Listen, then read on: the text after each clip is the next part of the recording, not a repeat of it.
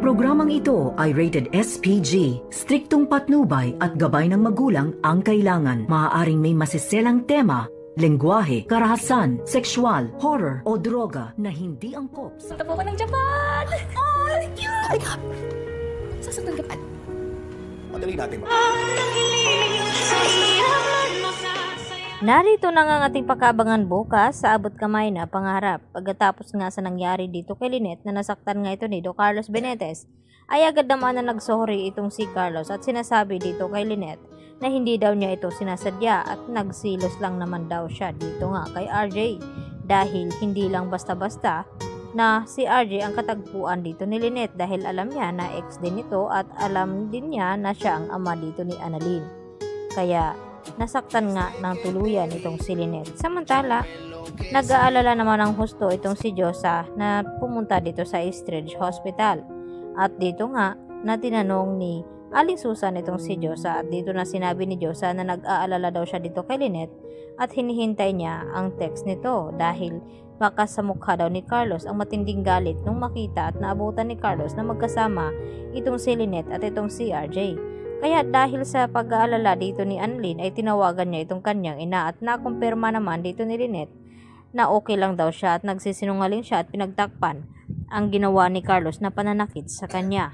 Kaya naman kinabukasan ay dito naman dinalaw ni Josa at Aling Susan itong si Lynette at kinamusta kung okay lang ba daw ito. At dahil dito nakiusap itong si Lynette dito kay Josa na sana sa ganoong mga sitwasyon ay wag na daw ipaalam kay Annalyn dahil ayaw daw niya nag-aalala itong kanyang anak sa kanya. At dito naman na nagsorry itong si Josa dito nga kay Lynette at hinawakan ang braso at pumaray naman itong si Lynette. Kaya napansin dito ni Josa na parang may tinatago itong si Lynette. At dito naman na tiningnan ni Josa itong braso nga dito ni Lynette at dito niya napagtanto na may sugat ito. At syempre pinagtakpan ni Lynette ang ginawa ni Carlos sa kanya. Samantala, bumilib naman ng husto itong si Carlos dito kay Annalyn na kahit ano daw ang kanyang ipapagawa ay talagang nasusolusyonan at nagagawa ni Annalyn ng paraan at matalino daw talaga itong si Annalyn. At nakiusap itong si Michael na kung may galit siya dito kay RJ ay wag daw niya idamay itong si Annalyn dahil hindi niya mapapalampas kung ano ang gawin ni Carlos kay Annalyn Santos.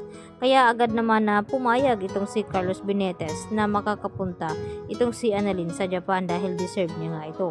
Samantala, upang ibalita nga dito ni Annalyn sa kanyang ina na makakasama nga siya doon sa Japan at itong si Doc Lindon, ay agad na good news nga ito at ibinalita niya dito kay Lynette. At dito nga na napatalon sa tuwa itong si Lynette at agad na niyakap dito ni Annalyn. Kaya nang niyakapin ni Annalyn, napansin ni Annalyn na umaray nga itong si Lynette nang mahawakan ni Annalyn ang braso nito at tiningnan nga ni Annalyn na may sugat nga itong si Lynette. At dito niya tinanong kung sinong may gawa nito.